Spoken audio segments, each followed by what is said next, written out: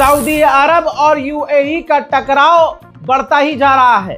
जिस तरह से अरब इमारात यानी दुबई ने पूरी दुनिया के मुसलमानों को, यूं कहूं तो सही रहेगा कि पूरी दुनिया को धोखा दिया और इलाके में एक दूसरे इजराइल की तरह उभरा। यमन के अंदर उसने कब्जा करवाने की कोशिश की। सूडान का हाल आपने देखा कि यूएई ने क्या किया। वहीं आपने ये भी देखा कि उसने एक मुल्क के 2 टुकड़े ही करवा दिए। सोमालिया के 2 टुकड़े करवाए, सोमालिया लैंड को चुपके से मान्यता भी दे दी। यहां सब बिल्कुल ठीक था, सब दुनिया देखकर खामोश थी। लेकिन यमन के अंदर जब कब्जा करवाने की कोशिश की तो सऊदी अरब ने अपनी ताकत जरा सी दिखाई और यूएई को पीट पीट कर लाल किया और यूएई को वहां से भागना पड़ा। अब मामला क्या है, चंद तस्वीर आपके सामने है। बहुत बड़ा खुलासा हुआ है। यमन के अंदर यूएई चुपके से खुफिया जेल चला रहा था, अपने विरोधियों को वहीं यमन के अंदर जेल में कैद कर रहा था। ये सऊदी अरब के टीवी चैनल्स ने ब्रॉडकास्ट कर दिया है। यूएई इलाके में क्या क्या कर रहा था उसका खुलासा होना शुरू हो चुका है। ये कौन से लोग थे जिन्हें यूएई यमन में जेल में रख रहा था? किसके कहने पर? इजराइल के कहने पर कर रहा था ये यूएई। कई तरह के बड़े सवाल खड़े हो गए हैं और दुनिया को ये समझ में नहीं आ रहा है कि किसी दूसरे मुल्क में चुपके से यूएई जेल कैसे चला रहा था और इसका मकसद क्या था। लेकिन दोस्तों, जो कांड यूएई के सामने आए हैं इससे सऊदी अरब बौखला गया है। सऊदी अरब ने धमकी दी है कि जो यूएई ने ये सब इतना कुछ किया है, याद रखे यूएई, याद रखे दुबई, हम खामोश नहीं बैठेंगे, हम पूरी ताकत से जवाब देंगे। दोस्तों, एक बार फिर से ऐसी घटना हो चुकी है अब ये इसके बाद कि अब सऊदी अरब यूएई के बीच में टकराव एक एक कदम और आगे बढ़ गया है और तमाम गलतियां यूएई की सामने आ रही हैं। इजराइल की ही एक ह्यूमन राइट ऑर्गेनाइजेशन है बी तसलेम नाम, उसने खुद लिखा है और वो जो लिखा है मैं आपको दिखा रहा हूं। Living hell, the Israeli prison system as a network of torture camps. इसने अपनी पूरी वेबसाइट पर खुले में लिख दिया है। ये इजराइल की ही ह्यूमन राइट एजेंसी है। लिखा है कि ऐसा ऐसा उनके साथ टॉर्चर हो रहा है जो बयान नहीं किया जा सकता। जो फिलिस्तीनी इजराइल की जेल में हैं उनके साथ ऐसा ऐसा असॉल्ट हो रहा है, ऐसा ऐसा काम हो रहा है जिसे इनह्यूमन ही कहेंगे और उनकी हालत बद से बदतर है। वहीं दोस्तों, गाजा में इजराइल लगातार फिलिस्तीनियों के घर तोड़ता हुआ नजर आ रहा है।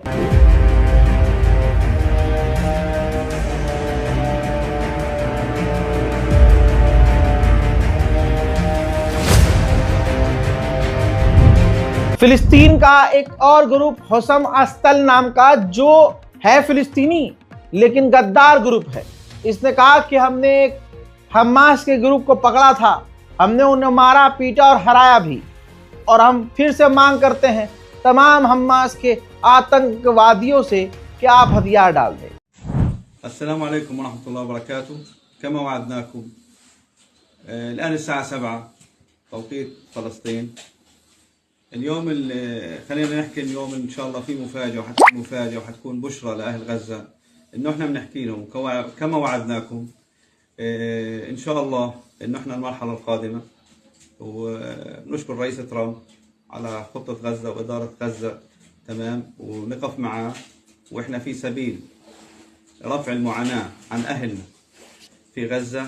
أي إدارة وأي ناس تيجي تحكم بما يرضي الله ترفع الظلم। कतर के प्रधानमंत्री ने कहा कि पहला सीज फायर कंप्लीट हो चुका है, वक्त है कि गाजा में सीज फायर 2 आगे बढ़ाया जाए जिसे नेतन्याहू रोक रहे हैं। डोनाल्ड ट्रंप ने अमेरिका की जो गाजा को चलाने वाली कमेटी बनाई है उसमें 2-4 फिलिस्तीनियों को भी रखा है, फिलिस्तीनी नेताओं को।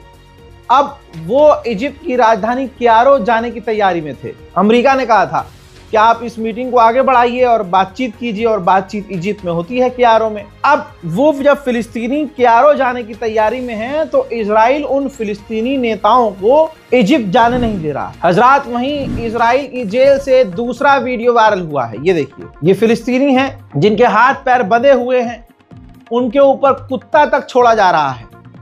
हजरात, उनको ऐसा ऐसा टॉर्चर किया जा रहा है कि अगर मैं किताब में लिखूं तो आप वो पढ़कर रो देंगे, देखना तो बहुत दूर की बात है।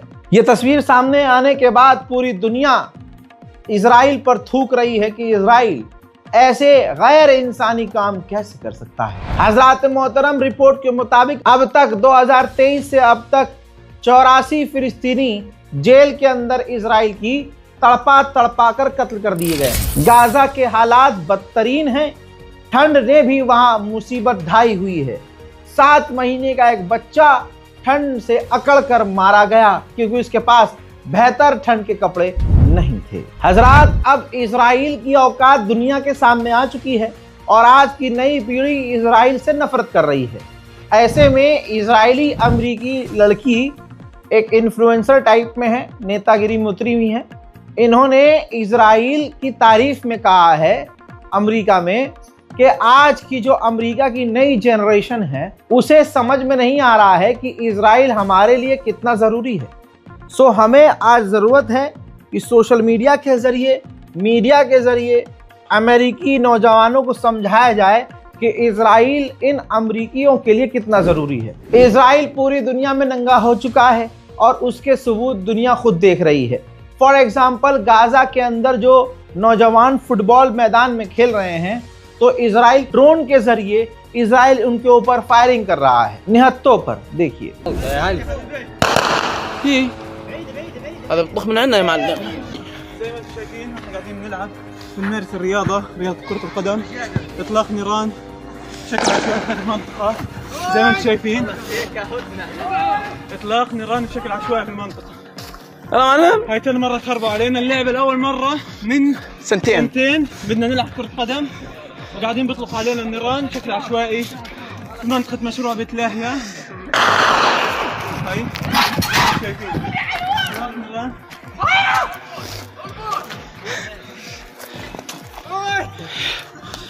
الله يستر يعني गाजा पीस बोर्ड बनाकर अमेरिका ने यानी ट्रंप ने ऐलान किया, मतलब 60-70 देशों को इनवाइट किया जिसमें भारत भी है, और कहा कि 3 साल के लिए आप इसके मेंबर बन सकते हैं और आपको $1 बिलियन देना होगा।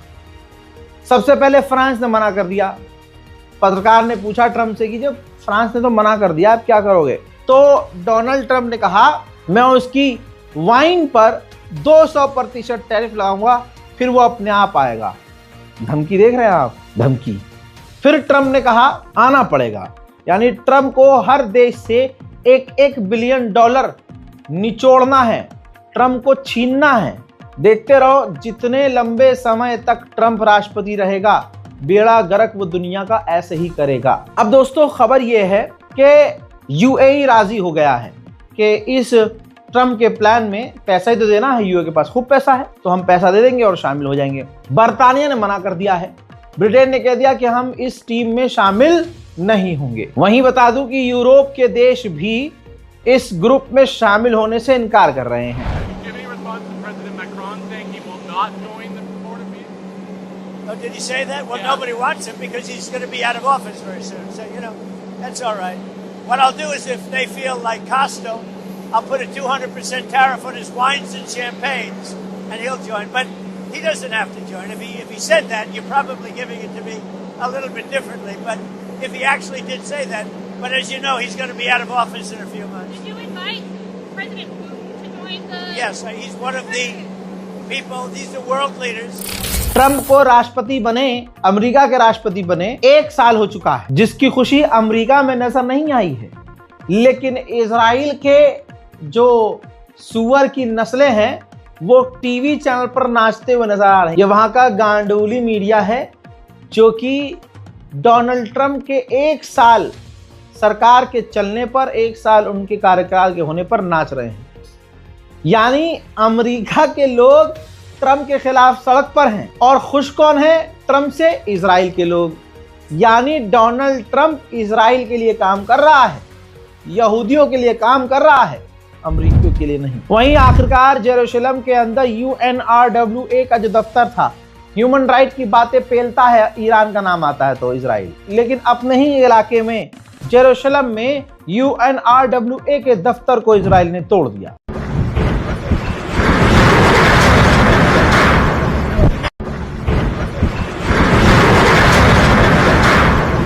हजरात, अब वहां तोड़फोड़ मचाने के बाद UNRWA के जमीन पर, मलबे पर उसने अपना इजराइल का झंडा लगा दिया है। वहीं इजराइल का नेता, कट्टरवादी नेता सुअर बेंजीवीर उस UNRWA के बिल्डिंग के अंदर, बाहर, आजू बाजू पहुंचा था।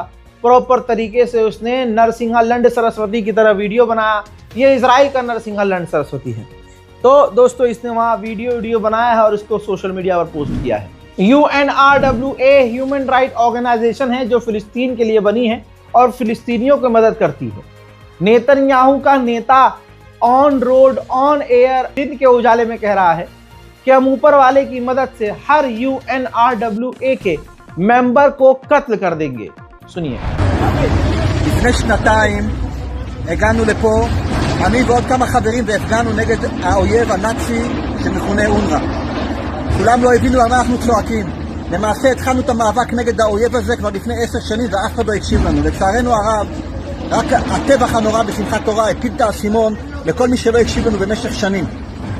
בשנתיים האחרונות הפגנו, נעצרתי, נחקרתי על ידי המשטרה, בעודי על מדים.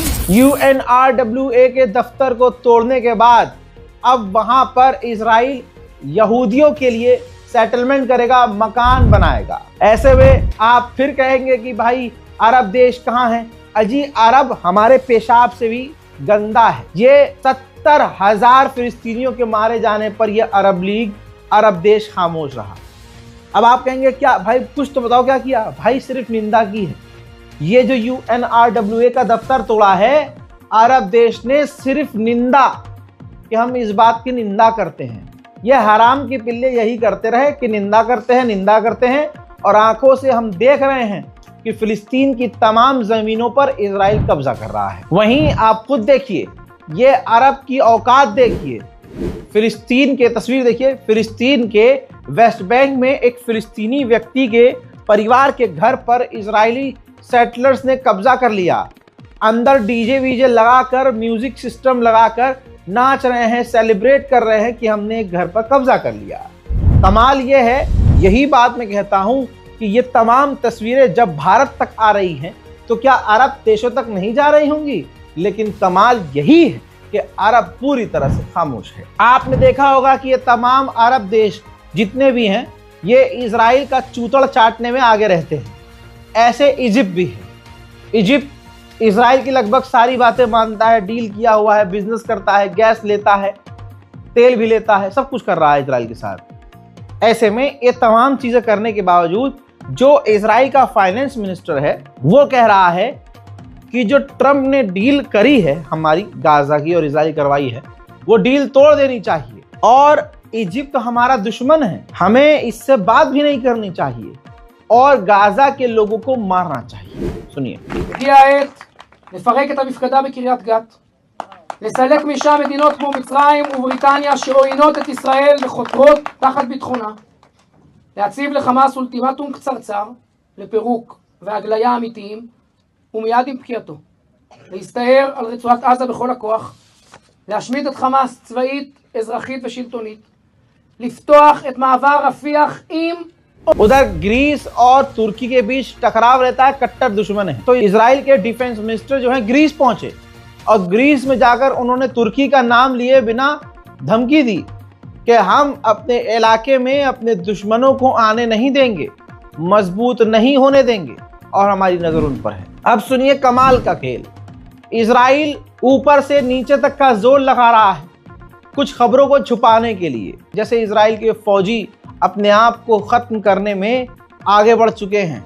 ज्यादा से ज्यादा हर दूसरा इजरायली व्यक्ति डिप्रेशन का शिकार है।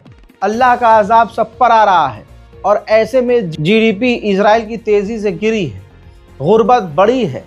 इजराइल के लोग इजराइल आने के बजाय इजराइल से बाहर ज़्यादा भागे हैं, वो भी परमानेंट। अब एक नया कांड सुनिए, रिपोर्ट आपकी स्क्रीन पर मौजूद है।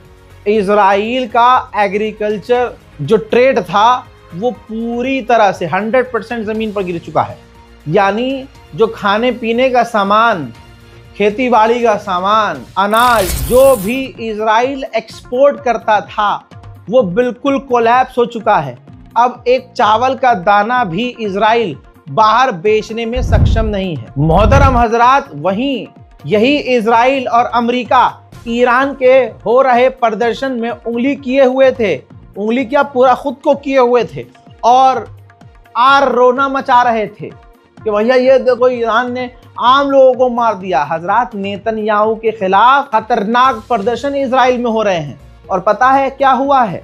ये देखिए, जो नेतन्याहू के खिलाफ प्रदर्शन कर रहे थे ना, उनको बस से कुचलवा दिया नेतन्याहू ने। जिस इंसान यानी यहूदी को कुचला गया बस से, वो व्यक्ति मारा गया है।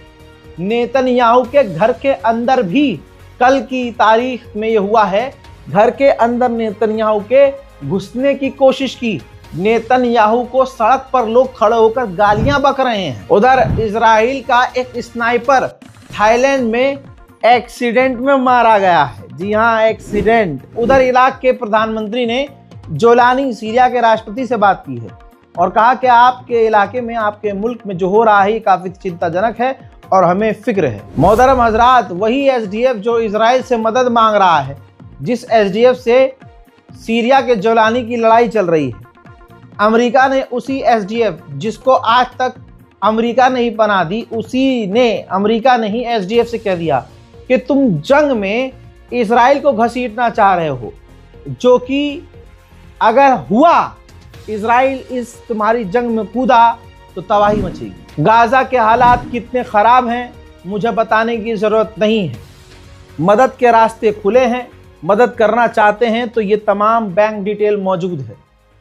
बहुत लोग कहते हैं स्कैनर, भाई स्कैनर काम नहीं करता तो बैंक की डिटेल नीचे मौजूद है।